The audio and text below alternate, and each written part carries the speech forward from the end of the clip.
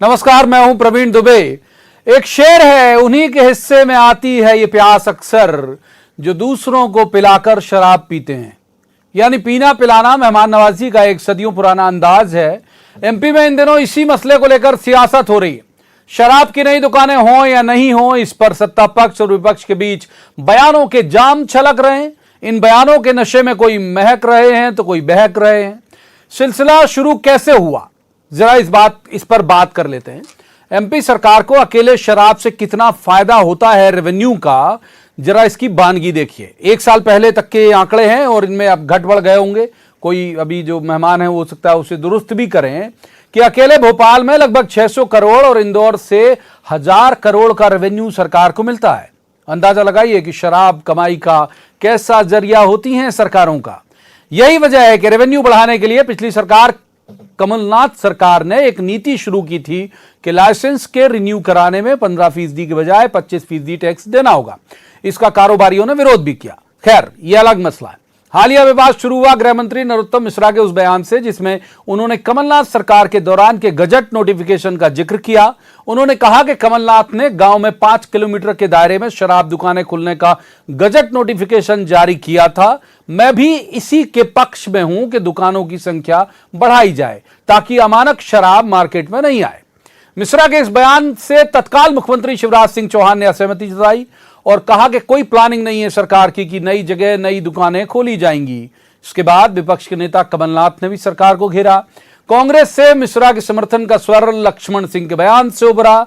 यानी दोनों ही पार्टियों में शराब की दुकानों को बढ़ाए जाने को लेकर सहमति भी है और असहमति भी।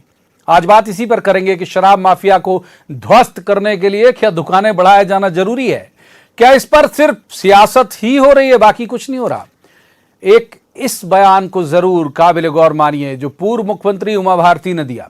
एमपी में शराबबंदी शुरू कर देना चाहिए, उनका कहना है। तो बहुत रहे सवाल जिन्हें लेकर एक खास पैनल के पास चलेंगे और कहेंगे कि जवाब तो देना होगा, लेकिन पहले आपको दिखाते एक रिपोर्ट। देखिए,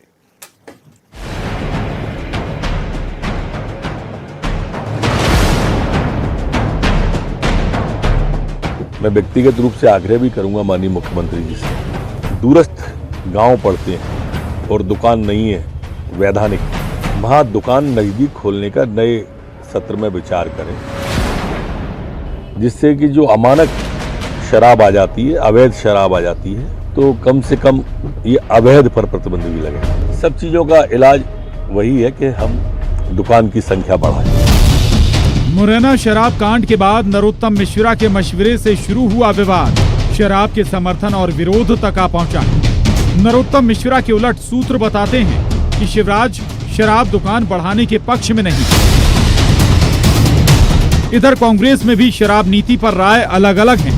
सुनिए, शराब पर लक्ष्मण का ज्ञान और सज्जन का विरोध। इसको एज एग्रो इंडस्ट्री प्रमोट करना चाहिए और अगर हम ये करेंगे तो बहुत सारा रोजगार हम पैदा करेंगे और किसानों को अच्छा दाम मिलेगा। विदेशों में इसको एज ए इंडस्ट्री प्रमोट करते हैं। अब मेरा ये कहना है कि आप अपने प्रदेश में कोई चीज़ लागू करना चाहते हो, उसके गुण दोष तो देख लो। आप इसलिए कि वहाँ इतनी दुकानें इतने व्यक्ति पे हम भी इतनी खोलेंगे। इनको प्रेरणा शिवराज चौहान और नरोत्तम मिश्रा को कभी गुजरात से नहीं मिलती प्रेरणा, कभी बिहार प्रदेश से नहीं मिलती जहाँ शराब पूर्ण शराबबंदी करे। शिवराज के शराब दुकान पर कोई निर्णय न लेने वाले बयान पर इसे अभिनंदनीय बताते हुए एमपी की पूर्व सीएम उमा भारती ने बीजेपी केंद्रीय संगठन से मांग कर दी, जहां जहां बीजेपी सरकारें हैं वहां पूर्ण शराबबंदी होनी चाहिए। जबकि बीजेपी ने शिवराज और सरकार की मंशा साफ करते हुए चुटकी कांग्रेस पर ले ली। ये चूहा बिल्ली की दौड़ कांग्रेस करती रहे। भारतीय जनता पार्टी की सरकार तो स्पष्ट रूप से समाज में जागरूकता के द्वारा नशा कम हो और धीरे धीरे शराब की दुकानें कम हो, इसी नीति पर काम कर रही है। इससे भी इनकार नहीं कि राजस्व जुटाने का शराब बड़ा जरिया है। उमा भारती के बताए साइड इफेक्ट से तो आप भली भांति परिचित होंगे। भारती तो बिहार का हवाला देकर शराबबंदी के पॉजिटिव इफेक्ट भी गिना गई, तो राजस्व का हवाला देने वालों के सामने अब उदाहरण गुजरात, बिहार और मिजोरम भी है। भोपाल से शरद श्रीवास्तव और अनुराग श्रीवास्तव के साथ bureau report, news 18, Madhya Pradesh, Chhattisgarh. तो रसमन, सबसे पहले इस खास पैनल का परिचय मैं आपसे करा देता हूं। हमारे साथ हैं डॉक्टर हितेश वाजपेयी, बीजेपी के वरिष्ठ नेता हैं और अच्छे प्रवक्ता भी हैं। डॉक्टर वाजपेयी का स्वागत। दूसरे मेहमान भूपेन गुप्ता है, कांग्रेस के वरिष्ठ नेता हैं और प्रवक्ता भी हैं बहुत अच्छे। भूपेन जी का भी बहुत स्वागत। और तीसरे मेहमान पत्रकारिता का बहुत चर्चित चेहरा है, बहुत अच्छे राजनीतिक विश्लेषक हैं, शिव अनुराग पटेरिया जी का भी बहुत बहुत स्वागत है। शुरुआत करेंगे डॉक्टर वाजपेयी से। डॉक्टर वाजपेयी, उमा जी कह रही हैं कि भाजपा शासित जितने भी राज्य हैं वहां पूर्ण शराबबंदी कर देना चाहिए। उमा जी से सहमत हैं आप या नहीं? देखिए, शराबबंदी जो है वो मूलतः महात्मा गांधी जी भी इसके बहुत बड़े समर्थक रहे हैं। और शराब ना पीना ये सबसे आदर्श व्यवस्था है। भाई, शराब कोई दवा तो है नहीं कि किसी हकीम ने लिखा है। आपको लगता है जी साहब, शराबबंदी से शराब ना पीना के लक्ष्य को हासिल कर पाएंगे समाज और सरकार? नहीं, शराबबंदी कह लें या शराब ना पीने की स्थिति शासनिक प्रशासन के किसी भी रूप में आप निर्णय लें, मेरा इशारा वही है। पर चूंकि मैं सियासत में हूं तो मैं कुछ भी बोलूंगा तो उस पर सवाल तो उठेंगे। तो आपका सवाल जायज है और जवाब कभी कभी आपको नाजायज लग सकता है। पर एनीवे, शराबबंदी एक अलग विषय है, शराब नीति एक अलग विषय है। डीनेचर्ड और मिथेनॉल का जिसका उपयोग करते हुए ये जो नकली और घातक शराब जो लोगों के जो कांड हमने अभी देखे वो अलग विषय है। पर ठीक है, अब चूंकि हमको कभी कभी सियासत करनी होती तो हम सबको मिला लेते हैं। भाई, शराब नीति की यदि हम बात करें तो शराबबंदी बिल्कुल आदर्श व्यवस्था है, इसमें कोई दो मत नहीं है। मेडिकली भी मैं आपसे कह सकता हूं कि शराब पीने से नुकसान होता है शरीर को, और ये प्रूवन फैक्ट है, इसमें कोई दो मत नहीं है। और हम उसको बंद करना चाहिए। लेकिन साथ ही साथ जहां पर शराब चालू है वहां पर अच्छी शराब नीति हो जिससे ये नुकसान ना हो। एमपी में क्या कौन सी आदर्श व्यवस्था आप देखते हैं मध्य प्रदेश के अंदर? देखिए, ये तो सब आप लोगों को तय करना है, शासन को तय करना है, प्रशासन को तय करना है। और हमने जो देखा है कि शिवराज सिंह चौहान जी ने एक नीति तो इसमें स्पष्ट रखी है कि हम नई दुकानें नहीं खुलने देते। ये उनकी बहुत स्पष्ट नीति है जो उनका कमिटमेंट शराबबंदी की ओर बताता है। किसी भी दिन वो आगे भी बढ़ सकते हैं। किसी भी दिन आगे बढ़ेंगे। भाई, भूपेन जी का रुख कर लेते हैं। भूपेन जी, आपकी राय में, आपकी पार्टी की राय में। एक लाइन और मैं बोल दीजिए, एक लाइन कि देखिए, आप कांग्रेस से अपेक्षा क्यों नहीं कर सकते? क्योंकि भाई छत्तीसगढ़ में तो वो चुनाव में बोलकर आए, जैसे यहाँ बोलकर आए थे ना कि कर्जा माफ कर देंगे, नहीं किया, ऐसे वहां तो वो बोलकर आए थे। ठीक है, हम शराबबंदी करेंगे। भूपेन जी, आपकी पार्टी की राय इस पूरे मसले को लेकर क्या है? और ये जो चल रहा है अलग अलग बयानबाजी, ये आपकी पार्टी में भी चल रही है और जो पार्टी सत्तारूढ़ है उसमें भी अलग अलग चल रही है। भूपेन जी,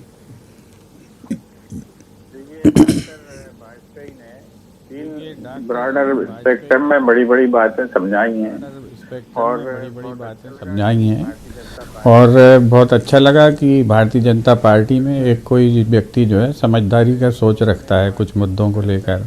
पहली तो उन्होंने इस बात की स्वीकारता की कि महात्मा गांधी जी इस रास्ते को आगे ले जाना चाहते थे, बहुत धन्यवाद आपका। दूसरी बात, उन्होंने स्वीकार की कि एज ए डॉक्टर वो ये कह सकते हैं कि ये चीज़ गलत है और इससे बहुत नुकसान होता है। ये भी चीज़ से मैं उनकी सहमत हूँ। और तीसरी चीज़ उन्होंने ये कही कि उनकी सरकार जो है एक भी नई दुकान खोलने के लिए तत्पर नहीं है। ये तीनों बातें ठीक हैं। अब जो है गृह मंत्री जी सड़क पर आकर एक अपनी अलग राय रख रहे हैं, आबकारी मंत्री एक अलग राय रख रहा है।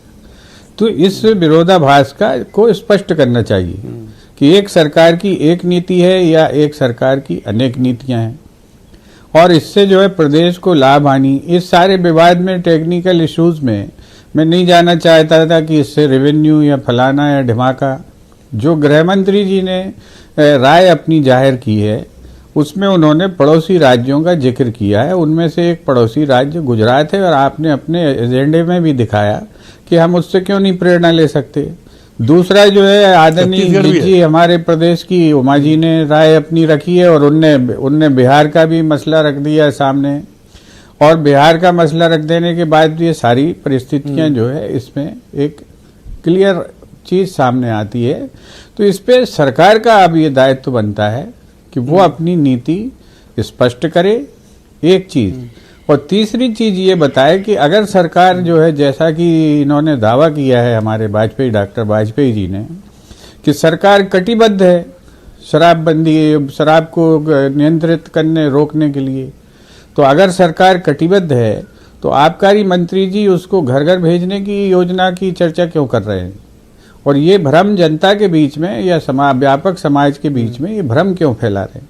चौथी बहुत बड़ी चीज आपकी डॉक्टर साहब पार्टी ने का कही- सर राय क्या है? बंदी होनी चाहिए कि नहीं चाहिए? ऐसी चलने रहना चाहिए? सुनिए, मैं बता अरे मेरा भी सर जानने राय में उत्सुकता है। राय तो एक सुन लें बिंदु। सर, राय दे रहा हूं मैं। ये बड़ी राय है कि डॉक्टर साहब ने बहुत अच्छी नहीं, एक पार्टी बात की सामने क्या रखी राय है है सर? और वो तो साहस बहुत छोटी चाहिए सी बात बीजेपी पूछ के रहे हैं। किसी भी नेता में ये बात कहने के लिए। सुन तो लीजिए दादा, सुन लीजिए बात, वही बताएंगे कि इसमें मिथाइल अल्कोहल मिल रहा है, इसमें शीरा मिल रहा है, इसमें लहान मिल रहा है, सारे बड़े बड़े जखीरे जब्त हो रहे हैं जो रजिस्टर्ड डिस्टिलरीज में बनते हैं, लेकिन सरकार इनकी जांच नहीं कर रही। जहां से जहर आता है उसकी जांच सरकार नहीं कर रही। बोतल कहां से आती है, ठप्पे कहां से आते हैं, मशीनें कहां से आती हैं, इसकी जांच सरकार नहीं कर रही। सरकार कह रही आबकारी नीति से कम ज्यादा इधर से आती उधर से नहीं आती, इसलिए परेशानी हो रही। ये जखीरे चल रहे हैं, ये जमीन में गड़े हुए, कुओं में गड़े हुए, आपके शासन में एक नहीं पूरे प्रदेश में। ठीक है, अब तीसरे मेहमान को शामिल करें। तो पहले सवाल में पर्याप्त वक्त देता हूं मैं दोनों पॉलिटिकल गेस्ट को। शिवनाथ पटेल जी को आऊंगा, भूपेन जी बिल्कुल आऊंगा आपके पास। पटेल साहब, उमा जी के को बहुत करीब से आप जानते हैं, बड़ी अच्छी मित्र भी हैं आपकी वो, तो उनकी मांग से आप सहमत हैं? और दूसरा, क्या आपको लगता है कि कोई भी सरकार, चाहे बीजेपी की और कांग्रेस की, इस हैसियत में है कि इतने बड़े रेवेन्यू का नुकसान सहले और शराबबंदी कर दे? प्रवीण जी, एक डिस्क्लेमर से अपनी बात चालू करूंगा मैं कि ना मैं शराबबंदी के पक्षधर हूं ना शराबबंदी के खिलाफ हूं, लेकिन तीनों किरदारों ने, डॉक्टर नरोत्तम मिश्रा, शिवराज सिंह चौहान और उमा भारती ने अपनी भूमिका को स्पष्ट किया है। Doctor Mishra law and order से जुड़े हैं और मौत होती है तो पुलिस के पास आती है और दिक्कतें पैदा होती हैं, तो उन्होंने अपने तरीके से उस बात को कहने की है। जैसे हाथी को, अगर अंधों को पकड़ा गया है तो अलग अलग तरीके से, कोई अंधा नहीं है, अपने पार्ट को पूरा कर रहे हैं। शिवराज जी ने एक कॉमन बात कही है, उन्होंने कहा है कि कैबिनेट में फैसला होगा तो हम बताएंगे, तर्क और तथ्य होते हैं। उमा भारती ने इसके सोशल पहलू को, सामाजिक पहलू को बताने की कोशिश की। अब मैं फिर कहूंगा कि मैं शराब पीने का पक्षधर नहीं हूं ना खिलाफ हूं, लेकिन एक बात कहूं, कोई कंफ्यूजन पैदा नहीं होना चाहिए। अनावश्यक प्रतिबंध बहुत दिक्कतें पैदा करते हैं। एक जमाने में सोने पर बहुत ज्यादा टैक्स हुआ करता था, खूब तस्करी होती थी। जिन जिन मुल्कों में शराब पर तस्करी टैक्स कम किया गया वो तस्करी बंद हो गई। गांजा आप बहुत थोड़ी मात्रा पकड़ते हैं, भोपाल में तब भी 10-20 क्विंटल हर एक आध महीने में पकड़ा जाता है। अमेरिका जैसे मुल्क में गांजे पर, बीट पर कोई प्रतिबंध नहीं है, कोई घपला नहीं होता।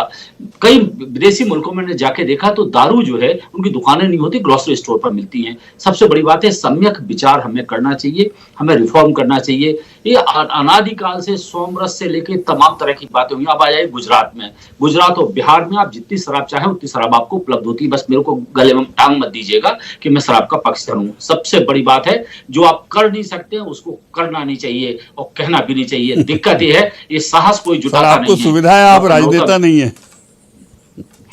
डॉक्टर साहब, मैं कैबिनेट की बात नहीं कहना चाहता हूँ, इंडोर्स नहीं करना चाहता हूँ। कैबिनेट की बैठक में तमाम बड़े लोगों ने भी कहा था कि हाँ दुकानें बढ़ना चाहिए, लेकिन ये बात मैं इसलिए नहीं कह सकता ऑन द रिकॉर्ड क्योंकि मैं कैबिनेट का साक्षी नहीं हूँ, मैं भी सुनी सुनाई बातों पर करता हूँ। सबसे बड़ी बात है, जो आप कह सकते हैं, जो कर सकते हैं, उसे कहना चाहिए। सबसे बड़ी दिक्कत है कि हर व्यक्ति अपनी सुविधा की राजनीति कर रहा है। डॉक्टर वाजपेयी की तरफ चले जाते हैं। एक जो क्लू उन्होंने दिया पटेल भाई साहब ने, ये बहुत दिन से मार्केट में चल रहा है कि ये चर्चा कैबिनेट में आई थी कि क्या दुकानें बढ़ा लिया जाना चाहिए। वो दो सवाल लेके जाऊंगा डॉक्टर वाजपेयी जल्दी जल्दी। एक तो ये कि जब कमलनाथ सरकार ने ये नीति बनाई थी उप दुकान खोलने की, तो शिवराज जी ने कहा था कि कमलनाथ सरकार का ये फैसला मध्य प्रदेश को शराब के नशे में डुबो देगा। फिर जवाब में कमलनाथ जी ने जो बताया, वो बताया कि 2003-2004 में 2221 दुकानें थी, जो बढ़ के 2010-11 में 2770 हुई, जो 7 साल में 3663 के आसपास बढ़ी दुकानें। तो वो पूछ रहे थे उस वक्त भी, जब वो सीएम थे तब भी, अपने विपक्ष के नेता शिवराज जी से कि बढ़ा आपके कार्यकाल में ज्यादा है भाई दुकानें।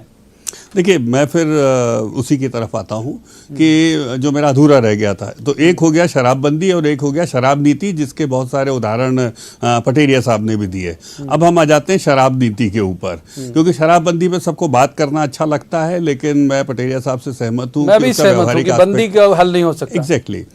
अब शराब नीति में हम बात करते हैं तो मैं अगेन अपने निजी स्तर पे एक चिकित्सक के नाते बोलूंगा, जैसे हमारे पास कोई पेशेंट आता है जिसको कि शराब से नुकसान हो रहा है, तो हम उससे अनुरोध करते हैं कि भाई तुम कम पिया करो, इतनी मत पिया करो, क्योंकि बंद तो वो करता नहीं है। उसने बोला साहब बंद तो मैं अभी नहीं कर सकता, आइडियल स्थिति बंद करना होती है, बिल्कुल सहमत है। फिर उसके बाद हम उससे कहते हैं कि भैया थोड़ी सी क्या है, क्वालिटी चेंज करो, क्वांटिटी चेंज करो, फिर क्वालिटी चेंज करो। उससे बोलते हैं भैया तू बियर पी लिया कर, तू वाइन पी लिया कर, तेरा लिवर खराब हो रहा है, यदि थोड़े दिन और ये जारी रखेगा तो नहीं बचेगा। तो ये सब तरीका हुआ करता है।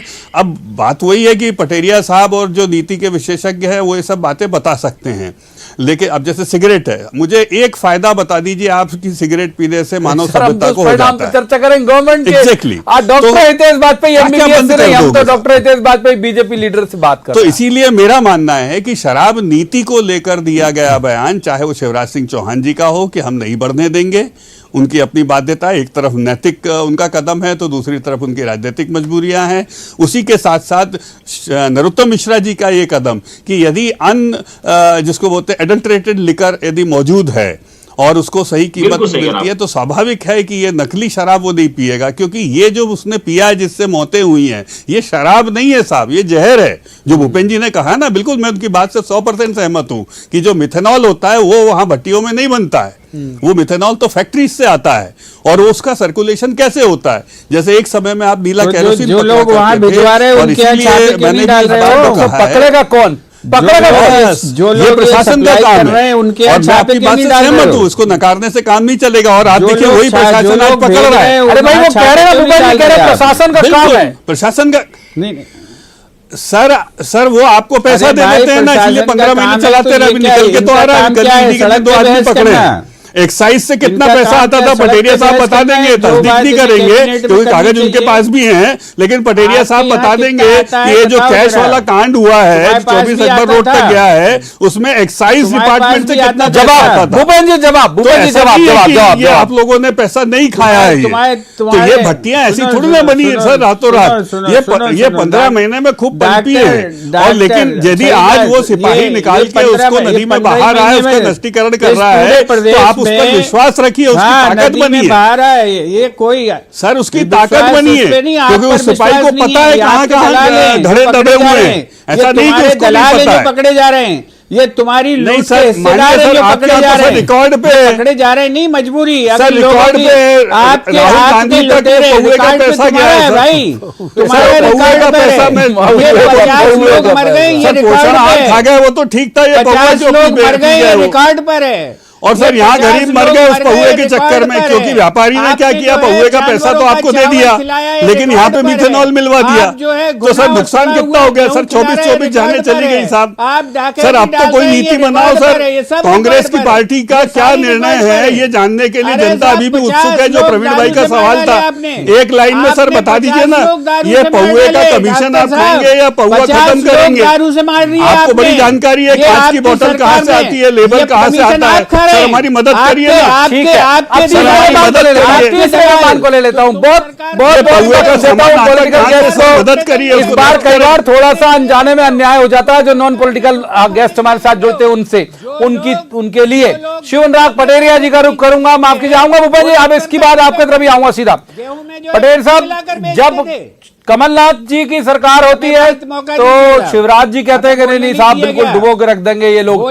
जब शिवराज जी साहब, बिल्कुल मौका दूंगा भाई, बहुत मौका मिला। एक हाथ पे पौवा और एक हाथ पे पोछड़ा। इसी क्रम में वक्त नहीं निकल जाए। पटेल साहब मौका दिया था, एक हाथ में पौवा एक में पोछड़ा में होते हैं तो कमलनाथ जी कहते हैं कि ये डुबो देंगे प्रदेश को शराब में। और जब कमलनाथ की सरकार होती है तो कहते हैं कि साहब ये डुबो देंगे। मिलाकर गेहूं दोनों सिर्फ सियासत कर रहे हैं क्या पटेल साहब, बीजेपी कांग्रेस दोनों इस मसले को लेकर?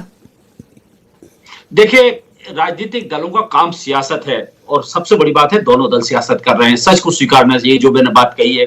अगर हिम्मत है तो छत्तीसगढ़ में शराबबंदी करके दिखाइए। आप वहां वादा करके आए थे और ये इस वादे की का उद्घोषणा राहुल गांधी की मौजूदगी में हुई थी। गंगाजल उठाया था लोगों ने। सबसे बड़ी बात है कि अतार्कपूर्ण चीजों को हमें एक कुल मिला के आदर्शवादी व्यवस्था के लिए नहीं अपनाना चाहिए। मैं बिल्कुल असहमत हूं कि कोई मतलब दुकानें बंद की जाए, शराब बंद की जाए। शराब बंद हो ही नहीं सकती, सबसे बड़ी बात है। और जहां बंद हुई है वहां पर दुगने दामों में धार और झाबुआ में ठेके महंगे क्यों होते हैं? इसलिए होते हैं कि वहां से गुजरात को गलत तरीके से इलेक्ट करनी कह रहा हूँ, अवैध तरीके से शराब जाती है।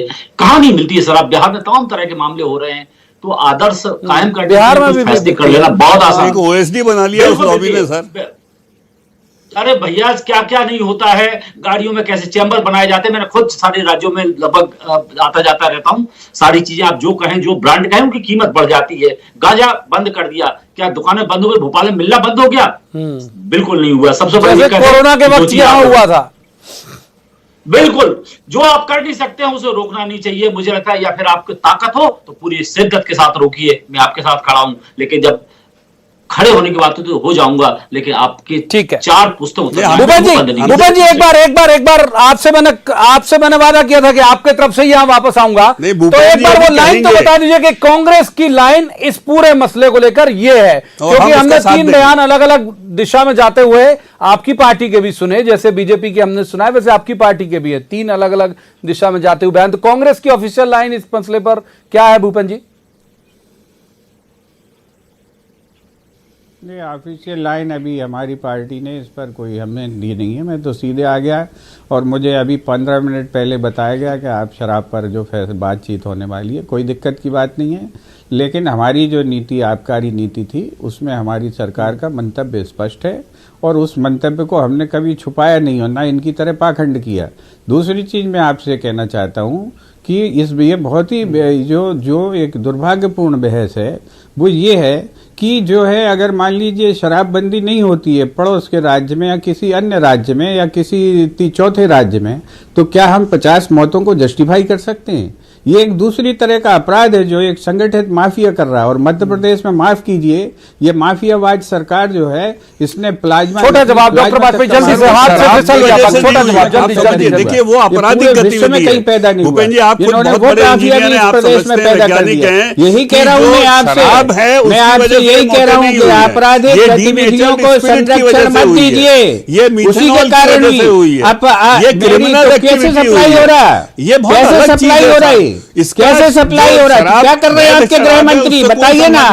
तो दोनों की अपनी पूरे प्रदेश में, ये संगठित पूरे प्रदेश में, जिसकी वजह से पूरे प्रदेश में राजधानी से 10 किलोमीटर दूर संगठित अपराध हो रहा है। शर्म नहीं आती है आपको बोलते हुए? राजधानी से 10 किलोमीटर दूर। आइए हम इकट्ठे हो जाए दोनों इस मामले में। तीनों मेहमानों का बहुत बहुत शुक्रिया जो इस चर्चा में शामिल हुए। बहुत बहुत धन्यवाद आपका। दर्शकों को बहुत बेहतर तरीके से अंदाज लग गया होगा कि राजनीतिक दलों की इस पूरे मसले को लेकर सोच दरअसल है क्या। किसी की भी सरकार हो, जिस बात से मैंने बात शुरू की थी उसी से खत्म करूंगा कि कोई भी सरकारें इस हैसियत में नहीं होती कि इतना बड़ा रेवेन्यू जो आ रहा है उसे एक झटके में खत्म कर दिया जाए। तो जाहिर सी बात है कि ये चर्चा जो है वो अंतहीन चलेगी। एक शेर के साथ समापन करूंगा कि जाहिद शराब पीने से काफिर हुआ मैं क्यों, क्या 1.5 चुल्लू पानी में ईमान बह गया। तो आज की इस चर्चा में इतना ही। कल किसी खास मसले पर खास पैनल के साथ बैठेंगे और कहेंगे जवाब तो देना होगा। तब तक देखते रहिए न्यूज़ 18 मध्य प्रदेश छत्तीसगढ़।